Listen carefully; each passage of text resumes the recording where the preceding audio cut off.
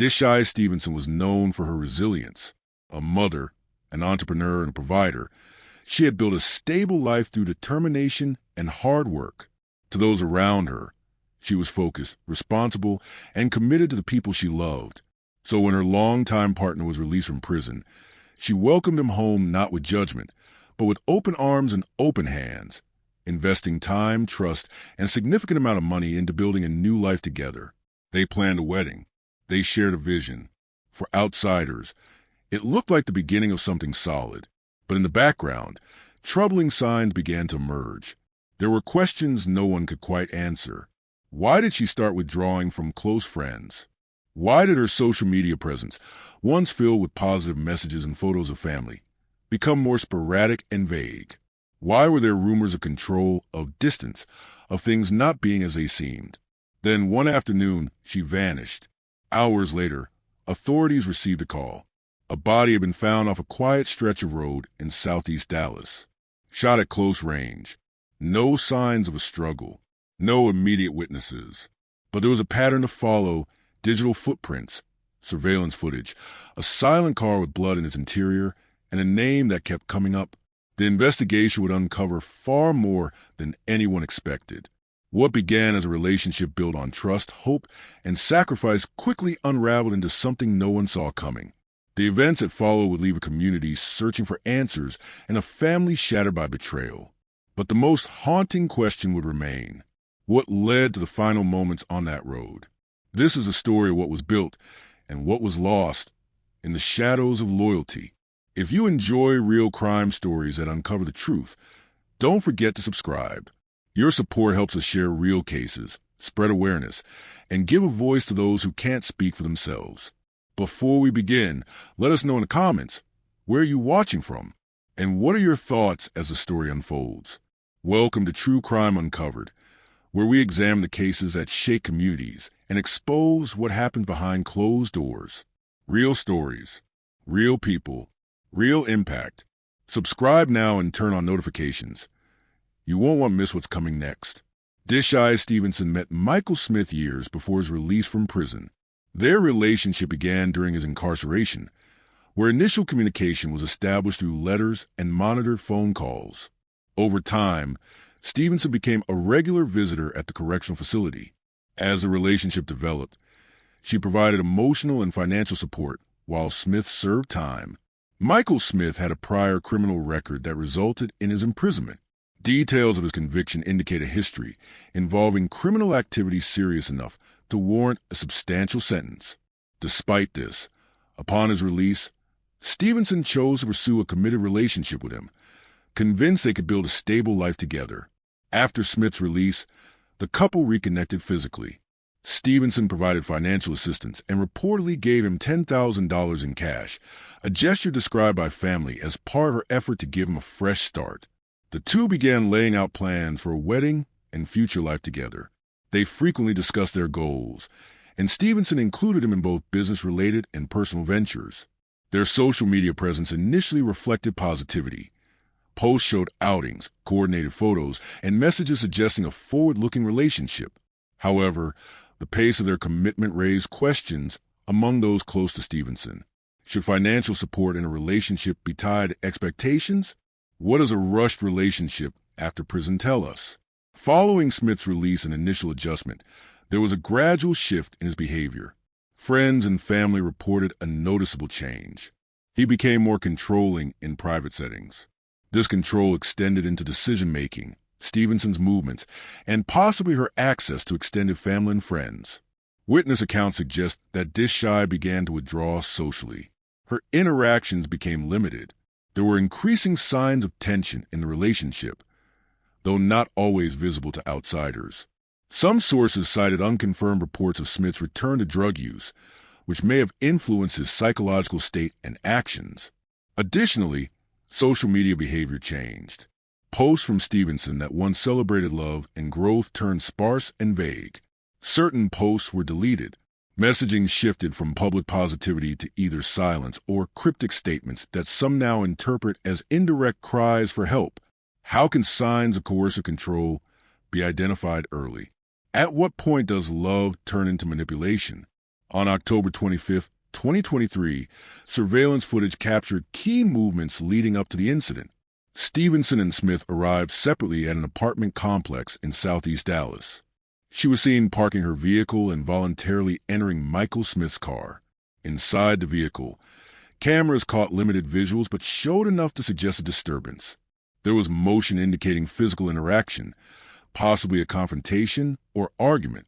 No audio was recorded. After a brief time, the vehicle departed the complex.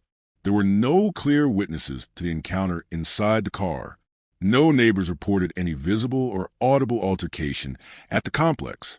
The next confirmed development occurred miles away. What could surveillance footage fail to reveal? Why might someone enter a vehicle despite signs of past conflict? Later that same day, authorities responded to a report of a body found along Murdoch Road in southeast Dallas. Upon arrival, officers located Dishaye Stevenson with a single gunshot wound to the chest. She was pronounced dead at the scene. The body was found on the roadside with no immediate indicators of a robbery or external struggle. Personal items were near the body, and clothing was consistent with footage taken earlier in the day. A forensic examination confirmed the cause of death as a gunshot wound to the chest. The distance and angle of the shot suggested it had been fired at close range. Items found at the scene included shell casings and one of Stevenson's sandals. Why are victims often found in isolated areas? What does the scene of a crime say about motive? Following the discovery, law enforcement initiated a criminal investigation. Interviews with family and friends established a context of tension and concern leading up to the incident. Several described the relationship as having escalated in volatility over the previous weeks. A critical lead came from forensic inspection of Smith's vehicle. Bloodstains were found inside the car, along with sandal that matched the one at the crime scene. These details connected the vehicle directly to the murder. Investigators reviewed GPS and phone data, tracking the vehicle's route from the apartment complex to the roadside location where Stevenson was found. Location history aligned with timestamp surveillance footage. Multiple firearms were later recovered from Michael Smith's residence. Ballistic analysis was initiated to determine which weapon matched the shell casing found near the victim. Phone data was also extracted. Text messages, call logs, and deleted communications revealed previously hidden disputes and tensions. Certain deleted photos and messages pointed to a pattern of possessiveness and conflict. How do digital footprints reveal hidden truths? Why do some suspects keep evidence in plain sight? Michael Smith was arrested in connection with Stevenson's death. The arrest occurred shortly after key evidence linked him to the crime scene and vehicle. Law enforcement transported him to the Dallas County Jail. He was officially charged with first-degree murder. Due to the nature of the evidence and perceived risk, his bail was set at $1 million. Reports did not confirm whether Smith made any public statement during interrogation or if a formal plea had been entered by his attorney. The weight of the forensic findings, surveillance trail, and victim witness statements formed the core of the prosecution's case.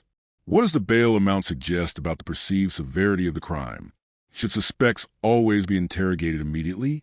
This case remains a detailed example of how a seemingly supportive relationship can descend into violence. The investigation illustrates the role of digital evidence, surveillance, and forensic science in uncovering the truth. As court proceedings move forward, the focus shifts to legal accountability and long-term impacts on those left behind. Following the murder of Dishaye Stevenson, her sister Jasmine gave a series of public statements expressing concern about ignored warning signs and describing their final interactions. She referenced unexplained behavioral changes in Dishaye and mentioned that she had tried to speak with her about the relationship, but Dishaye had dismissed her concerns at the time. Jasmine's statements focused on accountability and seeking justice. Other family members described the loss as sudden and devastating, but emphasized Dishaye's role as a caretaker and mother. They reiterated her responsibilities to her teenage daughter and her role in caring for their mother, who had suffered a stroke. The family began organizing memorials shortly after the crime scene was cleared in the broader Dallas area. Public reaction was widespread. News of the roadside murder circulated quickly across neighborhoods and social media circles. Candlelight vigils were held near the location where her body was discovered, as well as at her home church. Community members who had known Dishaye through work or school left tribute messages online and posted photos as a form of digital remembrance. Media outlets in the Dallas-Fort Worth region reported extensively on the case. Headlines focused on the betrayal of trust and highlighted the criminal background of Michael Smith. Local news framed the event in the context of domestic violence awareness, prompting discussions across social platforms. What role does community memory play in justice? Do public reactions influence the legal process? Before her death, Dishaye maintained an active social media presence. Her content included posts related to business, family life, and personal growth. However, in the weeks leading up to her death, her online activity declined. Previously frequent posts slowed. Several images of her and Michael Smith were deleted or archived. Captions became vague or omitted entirely. Michael Smith also had a digital footprint. He had fewer public posts but engaged with Dishaye's content. There is limited evidence of him sharing original material during the period under investigation. Authorities later reviewed both of their profiles for insight into the relationship's condition before the murder. Online speculation surged after news broke of the murder. Users on Reddit, Facebook crime groups, and true crime YouTube channels began analyzing the case. Commenters pointed to specific interactions, suggesting that the relationship had been deteriorating publicly for some time. Blog posts and social videos included breakdowns of the timeline, police reports, and surveillance images. On platforms like TikTok and YouTube, creators developed video content focusing on different aspects of the case, from the financial investment Dishaye made into Michael Smith to the question of whether she suspected danger. These posts often included commentary, viewer polls, and theory-based analysis. How does social media shape the public version of a case? Can social media evidence be used in court? During the initial pre-trial hearings, prosecutors and defense attorneys presented their positions. The prosecution emphasized motive, arguing that jealousy, the return of drug use, and Michael Smith's need for control formed the basis for Dishaye's murder. They introduced key pieces of evidence, including digital communications, surveillance footage from the apartment complex, and blood-stained evidence from a vehicle. The prosecution's narrative also leaned on witness testimony from friends and family, who attested to recent conflict, emotional manipulation, and signs of escalating control. These testimonies were used to show a pattern of behavior leading up to the event. Michael Smith's defense team offered alternate theories. Although full court transcripts were not made public, early motions filed included references to his mental health history.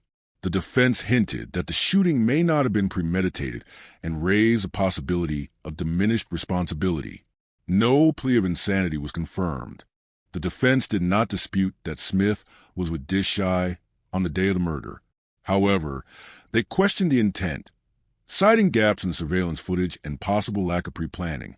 They also sought to suppress portions of the text message data, arguing some communications were speculative or emotionally charged but not legally relevant. Can love be used as a defense motive? How often do control dynamics appear in domestic violence trials? The court found Michael Smith guilty of first-degree murder. Sentencing followed shortly after the conviction, with the judge ordering a life sentence without the possibility of parole. The court cited overwhelming evidence, including forensic proof, digital communications, and the testimony of multiple witnesses.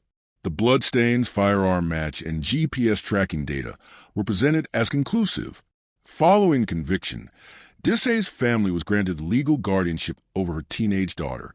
They made plans to relocate her to another city to provide stability. Michael Smith is currently incarcerated at a Texas state correctional facility. No appeal had been filed at the time of sentencing. However, his legal counsel indicated that post-conviction motions may be pursued. Should domestic homicides carry automatic maximum sentencing? What protections could have prevented this? The case exposed deeper flaws in post-incarceration supervision. Michael Smith was a recently released ex-convict with a violent background. Despite parole protocols, no red flags were documented by authorities during the period leading up to the murder. This raises concerns about how parole boards assess post-release risk, particularly in domestic settings. There is little data sharing between parole officers and victims' families. In many cases, Victims have no legal avenue to request increased supervision for their partners or spouses. Psychologically, the case fits the established pattern of post-release domestic violence, where the former offender reestablishes control through emotional manipulation before escalating to physical harm. Resources available to partners in high-risk domestic situations are often underutilized or unknown. Dishaye had not reported abuse to police, and there were no active protection orders in place. What systems failed to detect the risk in this relationship? How can victims be protected after giving someone a second chance? I.e. whether Dishaye had made prior efforts to end the relationship. No calls to domestic violence hotlines were confirmed, and no restraining orders had been filed. Friends later speculated that she may have feared backlash or assumed things would improve. The case also raises the issue of whether earlier interventions by family or community members could have altered the outcome. While signs were present, there were no documented efforts to involve law enforcement until it was too late. It remains unclear how long the emotional control and manipulation have been escalating. Public discussion continues about the cultural tendency to minimize red flags in relationships involving formerly incarcerated partners. What would you have done if you were Dishaye's friend? How do we ensure one tragic loss leads to better prevention in the future? If you found this story as gripping and heartbreaking as we did, don't forget to like this video and share it with others. And if you want to hear more true crime stories that uncover the mysteries behind these tragic events, make sure to subscribe to our channel and turn on the notification bell. You won't want to miss our latest stories, updates, and discussions. Thank you for joining us on this journey to seek justice and explore the truth. Together, we can make a difference. Until next time, stay safe and stay aware.